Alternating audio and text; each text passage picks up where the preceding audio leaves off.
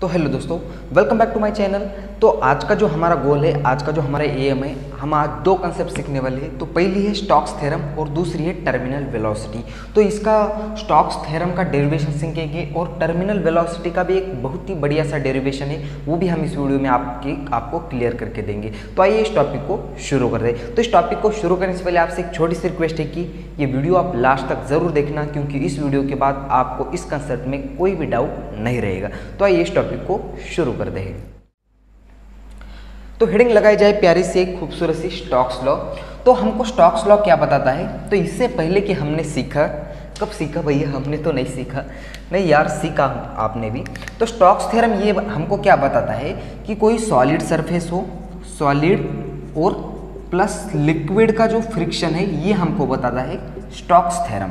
Solid और liquid का friction, Stokes theorem हमको क्या बताता है? सॉलिड और लिक्विड का फ्रिक्शन बताता है। हमने तो पहले भी सॉलिड और लिक्विड का फ्रिक्शन देखा। तो सपोज दैट मान लो कि ये लिक्विड का लेयर है और इस पे एक आप नाव बैठ के ऐसे तैर रहे हो। एक नाव ले ली है आपने, उस पर आप बैठ गए हो और ये जो नाव का जो ये सरफेस है और वो ये वाटर का सरफेस है। इन वाटर और नाव के सरफेस में एक फ्रिक्शन फोर्स लग रही है। जाहिर सी बात है, ये नाव इस डायरेक्शन में मोशन कर रही है, ये नाव इस डायरेक्शन में मोशन कर रही है, तब पीछे की डायरेक्शन में इससे फ्रिक्शन फोर्स लगेगा। वो हमने फ्रिक्शन फोर्स की वैल्यू देख ली है, वो फार्मूला भी हमने पढ़ा। वो फ्रिक्शन फोर्स का फार्मूला क्या था? माइनस ईटा एरिया और velocity gradient, change in velocity upon displacement. ये फार्मूला आपने पढ़ा है, सीखा है। बट ये फार्मूला, अब ये तो सॉलिड के सरफेस के, सॉरी लिक्विड के सरफेस पे ऊपर कोई ऑब्जेक्ट था तब ये फॉर्मूला अच्छा था, ठीक था। बट हमको एक कंडीशन ये है कि अगर ये लिक्विड है और कोई ऑब्जेक्ट इस लिक्विड के अंदर है, कोई ऑब्जेक्ट लिक्विड के अंदर है और वो इस डायरेक्शन में मोशन कर रहा है, इस डायरेक्शन में मोशन कर रहा है, क्या आपसे सवाल है? तब इस पे जो पीछे की डायरेक्शन में फ्रिक्शन तो लगेगा, ये जाहिर सी बात है। बट सवाल है कि फ्रिक्शन इस ऑब्जेक्ट पे लग रहा है, तभी वो लगने वाले फ्रिक्शन का फॉर्मूला भी क्या यही होगा? वो अब इस बॉल पे स्फेरिकल ऑब्जेक्ट पे लगने वाला फ्रिक्शन क्या इतना ही होगा? क्या ये सवाल है? तो इसका आंसर है नहीं। तो वो क्या है? तो वही है स्टोक्स थ्योरम। समझ में आ रहा है? तो वही क्या है? वो है स्टोक्स थ्योरम। तो वो फार्मूला हमको डिराइव करके मिलेगा, वो फोर्स का फॉर्मूला, फ्रिक्शन फोर्स का फॉर्मूला हमको मिलेगा 6 पाई ईटा आर वी। ये कैसे आया, ये हम आपको डिराइव करके दिखाएंगे। इसका तो कोई प्रॉपर तो डेरिवेशन नहीं है, मगर हम आपको इसको डायमेंशन के थ्रू समझा देंगे, प्रूफ करके दिखाएंगे। तो इतना पहले नोट कर लो, हम देख लेते हैं, थोड़ा बढ़ लेते हैं आगे। कैसी विस्कस फोर्स लगती है उस ऑब्जेक्ट पे। मिटा दो इसको, मिटा रहा हूँ। अब भी हेडिंग लगाई जाए प्यारी से एक। इससे पहले की वीडियो देख लेना, आपको सारे की सारी डिस्क्रिप्शन में लिंक मिल जाएंगी। तो वो क्या बोलता है स्टोक्स थ्योरम? कोई विस्कस, हम क्या बोल रहे हैं? The viscous force acting on a object, but ये जो ऑब्जेक्ट है ये सॉलिड के, लिक्विड के सरफेस पे ऊपर नहीं है। On a moving object inside a fluid, acting on a moving object बोल दो इसको, क्योंकि वो ऑब्जेक्ट कैसा हो रहा है? मूव कर रहा है लिक्विड के अंदर। Moving object inside a fluid, कोई एक लिक्विड पे अंदर ऑब्जेक्ट है और वो मोशन कर रहा है, तब उस पे लगने वाली फोर्सेस कैसी होगी?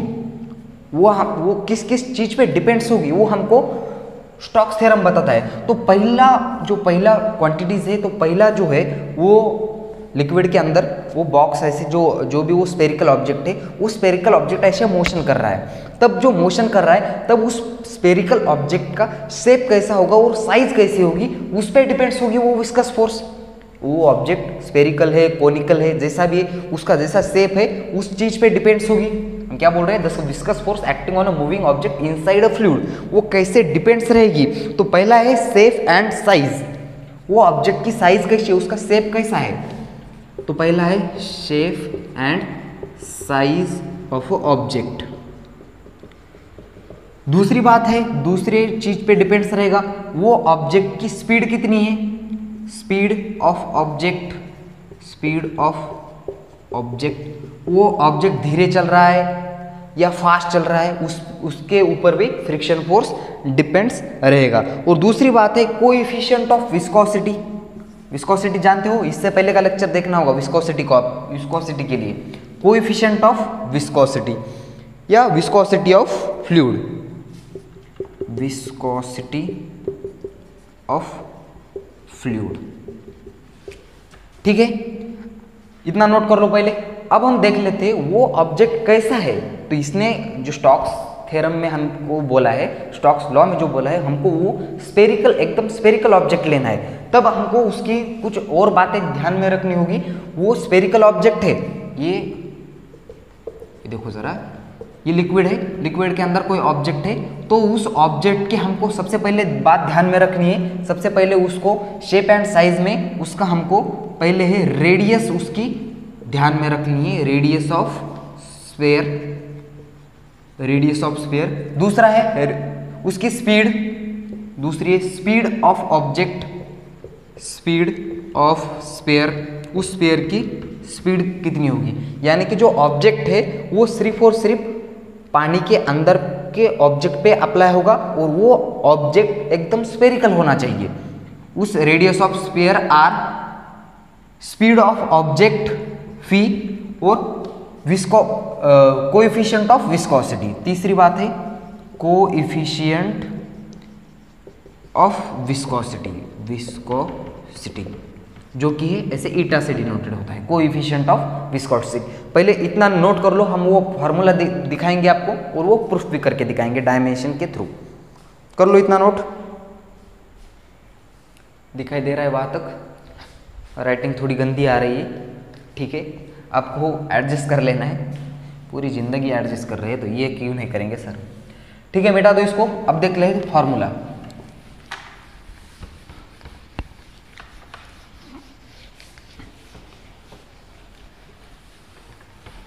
तो देखो क्या है हमारे पास, एक ऐसा एक वाटर है और उस वाटर में एक स्फेरिकल ऐसा बॉल है।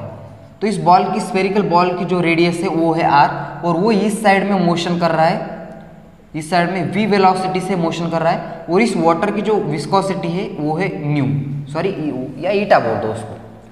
समझ में आ गया? एक स्फेरिकल ऑब्जेक्ट है, वो ऐसे पानी में ऐसे मोशन कर रहा है v वेलोसिटी से, उसकी रेडियस है r और उसकी कोएफिशिएंट ऑफ विस्कोसिटी है ईटा।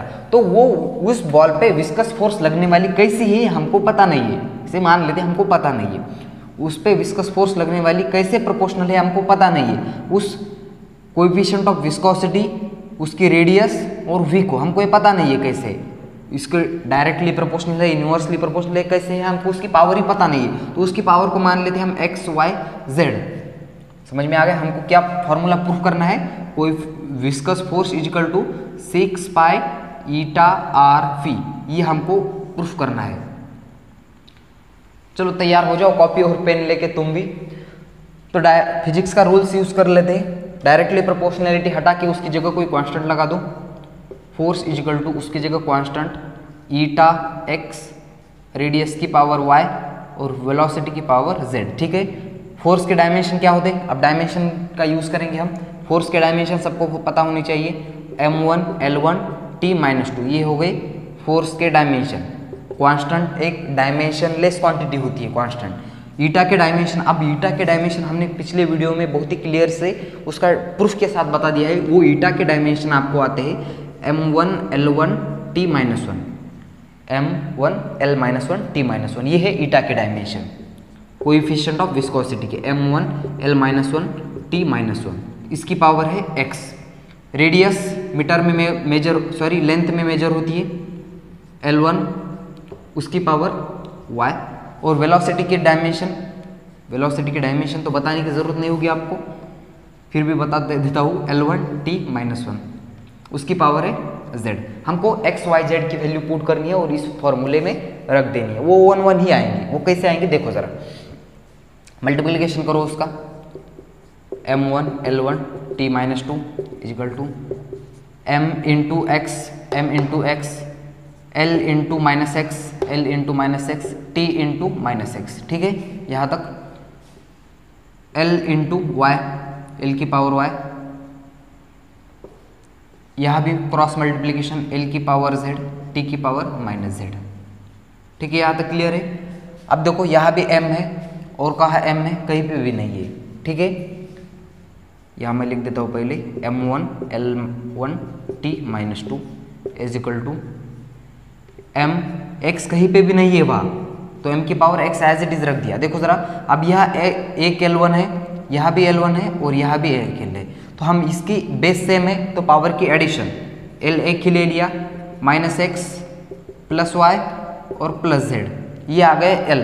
अब देखो यहाँ एक t है और यहाँ एक t है, t उसकी पावर माइनस एक्स और माइनस जेड, ये आ गया। अब देखो जरा दोनों तरफ को कंपेयर करो, यहाँ m है, l है, t है। अब दोनों साइड के सेम है तो उसकी बेस सेम है तो इक्वलिटी के बराबर तो पावर भी सेम हो जाती है। तो m की पावर यहाँ x है तो m की पावर यहाँ क्या है 1, तो इसकी x बराबर क्या हो गया 1, ये आ गई x की वैल्यू।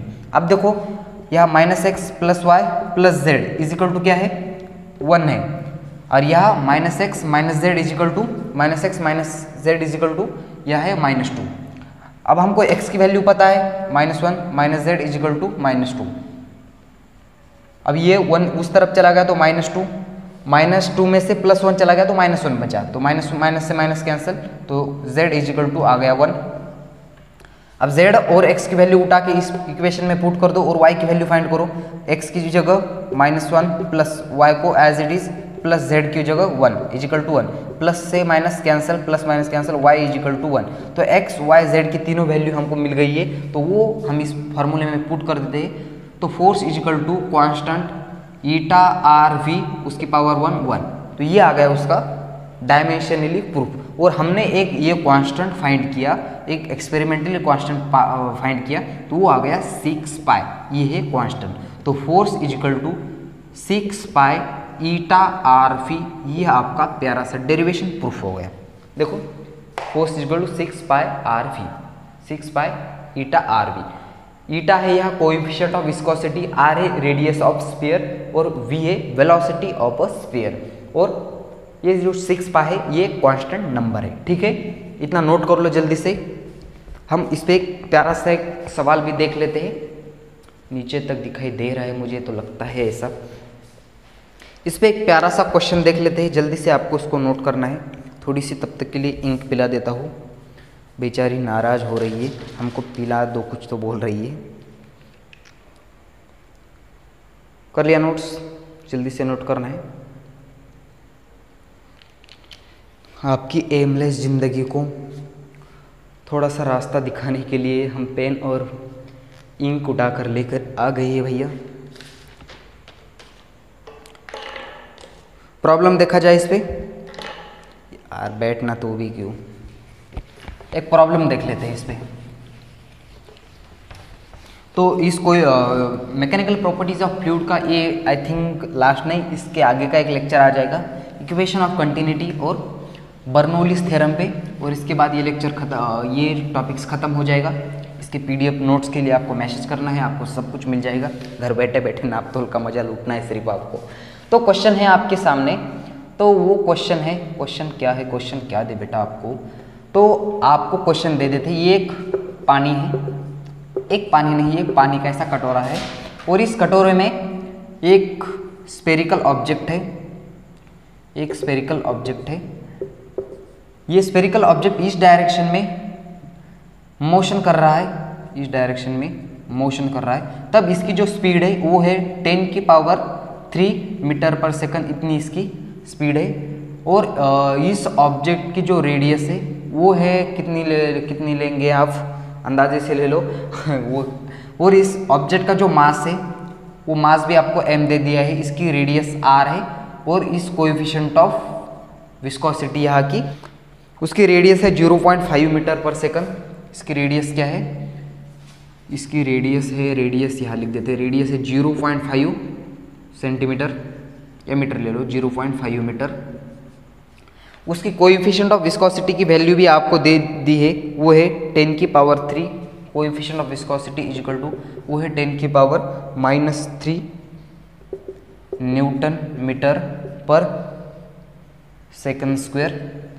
और क्या रह गया, इसका मास भी आपको दे दिया है, मास ऑफ द ऑब्जेक्ट है बच्चों, तो वो है 6.28 kg, ये इसका मास है। तो और आपको क्या फाइंड करेंगे, आपको इसका एक्सेलरेशन फाइंड करना है।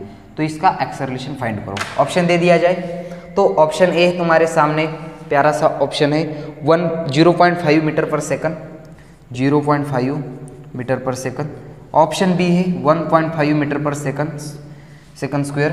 ऑप्शन सी है 2.5 metre per second square. Option D है 3.5 मीटर पर सेकंड स्क्वायर। तो इतने सारे आपके पास ऑप्शन है, आपको सवाल सॉल्व करना है, सीधा सीधा सा फॉर्मूला लगाना है। विस्कस फोर्स का फॉर्मूला क्या है, viscous force is equal to है 6 पाई ईटा आर फी। लगा दो फॉर्मूला, फोर्स का formula, force is equal to 6 pi eta r v. और फोर्स का फॉर्मूला सबको पता है, वो होता है ma mass into acceleration according to Newton second law of motion. 6 into pi की वैल्यू 3.14 इंटू ईटा कितना दिया है, ईटा का आ गया ईटा 10⁻³ इंटू रेडियस कितनी है, रेडियस 0.5 इंटू और क्या दे दिया है, वेलोसिटी भी दे दी है 10⁻³ डिवाइडेड बाय ये जो यहाँ का मास है, वो मास इस साइड भेज दो। तो मास कितना है, वो है 6.28। करो कैलकुलेशन, ये 10⁻³ बेचारा मर गया, ये 3.14 इसको 2 से डिवाइडेड में बैठ जाएगा, ये 2 से 3 को डिवाइडेड कर दो, 2 इंटू 2 3 = 6। तो क्या आ गया, ए इज इक्वल टू 3 इंटू 0.5। तो इसका मल्टीप्लिकेशन करने के बाद ये इज इक्वल टू ये हो गया 1.5 मीटर पर सेकंड स्क्वायर। तो ऐसा कोई ऑप्शन है कि आपके पास, बिल्कुल है, ये है 1.5 मीटर पर सेकंड स्क्वायर। तो ये हो गया इसका ऐसा एक छोटा सा 5 रुपए वाला प्रॉब्लम। तो ये आपको ऐसे सॉल्व करना आना चाहिए। अब देख लेते हैं आप टर्मिनल वेलोसिटी का डेरिवेशन। तो टर्मिनल वेलोसिटी एक्चुअल में है क्या, तो जल्दी से इतना नोट कर लो आप। कर लिया, बहुत बढ़िया। अब देख लेते हैं टर्मिनल वेलोसिटी क्या है।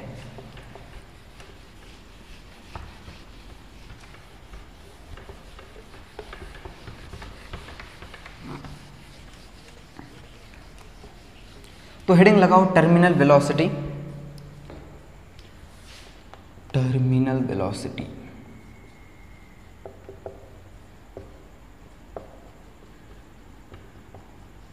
तो टर्मिनल वेलोसिटी क्या होती है ना, वेलोसिटी टी इसको बोलते हैं टर्मिनल वेलोसिटी। तो आपसे एक सवाल है कि जब बारिश होती है, जब तो बारिश होती है तो बारिश के बूंदे हमको बहुत ही ऊपर से आते हैं, आसमान से आते हैं, वो बादलों से आते हैं, यानी कि बहुत ही ऊंचाई से आते हैं। तब जो वो बारिश की बूंदें आती है, क्या सवाल है कि उस बारिश की बूंदों पे एक्सेलरेशन ड्यू टू ग्रेविटी लगती है क्या, ग्रेविटी लगती है क्या? तो जाहिर सी बात है, वो बादल है, उस बादल पे एक्सेलरेशन ड्यू टू ग्रेविटी लगनी चाहिए।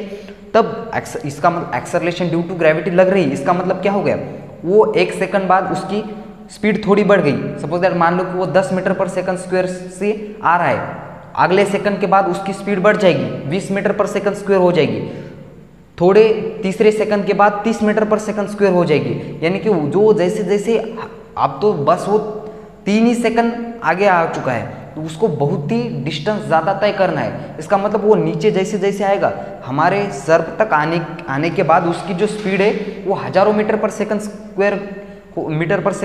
स्क्वायर हो जाएगी। इसका मतलब वो बारिश की बूंद हमको हल्की भी लगी तब हमकी डेथ हो सकती है।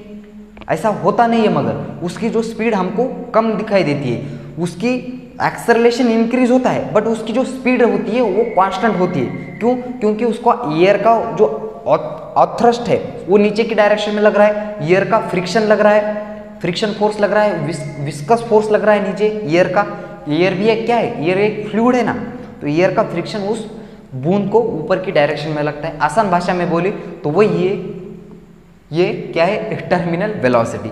तो वही है टर्मिनल वेलोसिटी क्या है, देखो जरा समझा देते हैं आसान भाषा में। ये एक लिक्विड है, हाँ दिखाई दे रहा है, ये लिक्विड है। अब इस लिक्विड पे क्या किया मैंने, एक ऐसा स्फेरिकल ऑब्जेक्ट ऐसा ड्रॉप्स कर दिया।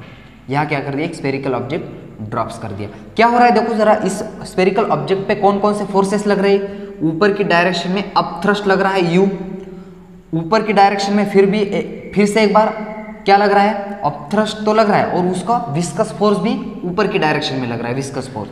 और वो ये बॉल जो मैंने ड्रॉप किया, ये वो बॉल का जो वेट है वो नीचे की डायरेक्शन में ऐसे लग रहा है। ठीक है, आपको ये तो सीखा होगा आपने कि अपथ्रस्ट का फॉर्मूला क्या होता है। नहीं भी सीखा तो एक बार आपको माइंड में सेट कर लेना है कि अपथ्रस्ट का जो फॉर्मूला होता है बच्चों, वो होता है ये अपथ्रस्ट इज इक्वल टू, ये हो गया सिग्मा रो जी।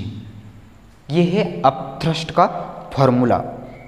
सॉरी, यह वॉल्यूम है, ये है अपथ्रस्ट का फॉर्मूला। ये है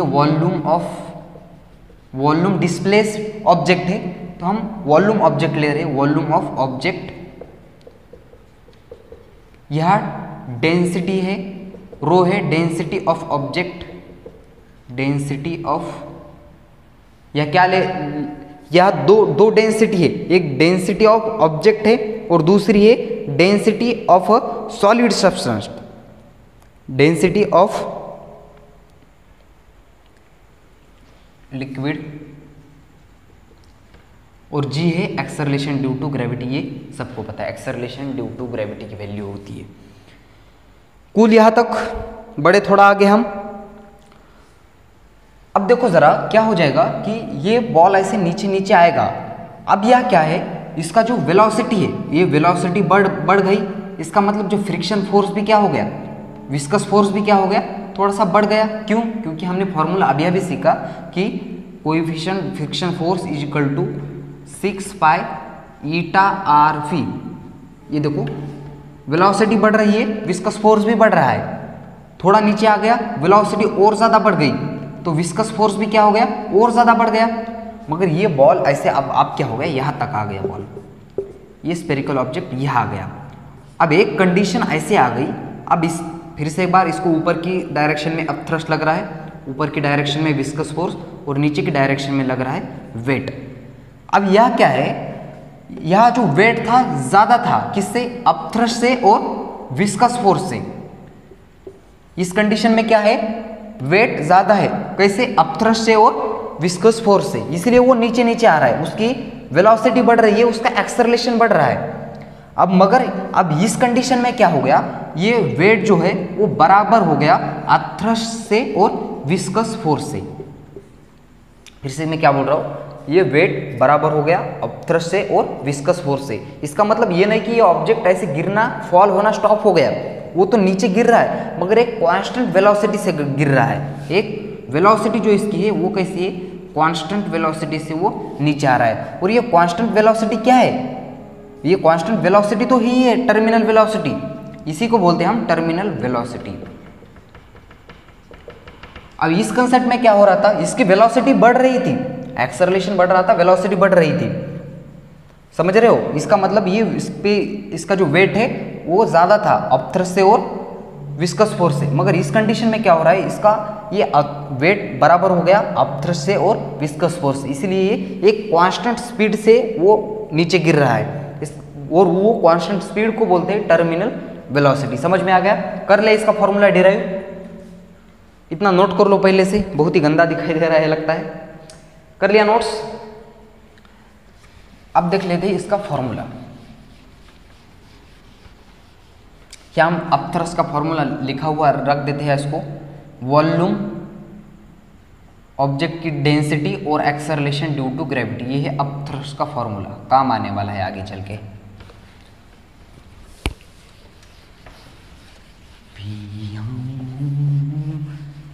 देखो क्या बोल रहे थे हम कि कौन कौन सी बातें हमको पता थी।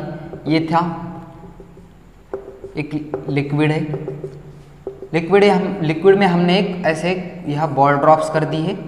इस पे कौन कौन सी फोर्सेस लग रही है, ऊपर की डायरेक्शन में अप थ्रस्ट, ऊपर की डायरेक्शन में ही विस्कस फोर्स, और नीचे की डायरेक्शन में लग रहा है इसका वेट mg, और इस स्फीयर की जो रेडियस है वो है r। अब आपको यह डेंसिटी दो है, इस स्फीयर की डेंसिटी और इस लिक्विड की डेंसिटी, और इस वाटर का जो कोएफिशिएंट ऑफ विस्कोसिटी है वो है ईटा। अब आपको एक बात कान खोल के सुन लेना है, इस जो स्फीयर की मैं डेंसिटी ले रहा हूं वो है सिग्मा, स्फीयर की डेंसिटी है सिग्मा और वाटर की डेंसिटी है रो, या उस फ्लूइड की डेंसिटी है रो। सिग्मा क्या है, आपको कई किताबों में कई बार इस स्फीयर की डेंसिटी को रो बताते हैं और इस लिक्विड की डेंसिटी को सिग्मा बता देते हैं, वो आपको ध्यान रखना है, नहीं तो बोल देंगे सर सीधा सीधा बोल देंगे सर आप तो गलत बोल रहे हो। तो ये सिग्मा क्या है, सिग्मा है डेंसिटी ऑफ सॉलिड, रो है density of liquid, density of, या उसको लिक्विड की बोल दो, चलो ठीक है लिक्विड, बाकी की बातें तो आपको सब कुछ पता है, समझ में आ गया। डेंसिटी ऑफ लिक्विड और डेंसिटी ऑफ सॉलिड। फॉर्मूला क्या आया था अपथ्रस्ट का, सॉरी वो वेट को कौन कौन सी फोर्सेस बैलेंस कर रही है, वेट को ऊपर की डायरेक्शन में अपथ्रस्ट प्लस विस्कस फोर्स, ठीक है। फॉर्मूला रख दो, वेट क्या होता है mg, अपथ्रस्ट का फॉर्मूला वॉल्यूम रो g प्लस विस्कस फोर्स का फॉर्मूला अभी पढ़ा स्टोक्स थ्योरम, वो है 6 पाई ईटा आर फी, और यह फी जो है वो है टर्मिनल वेलोसिटी, जो कि हमको ये फाइंड करना है। तो यहाँ से वेलोसिटी टर्मिनल फाइंड करो, ये बाकी सारे कंसेप्ट इस साइड में भेज दो।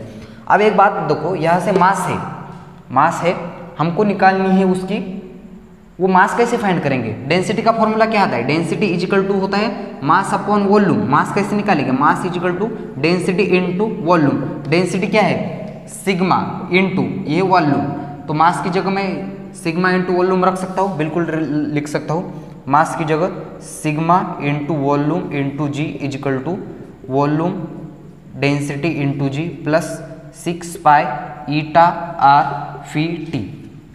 समझ में आ गया, ये नोट कर लेना है आपको, एक सेकंड में मिटा दो इसको।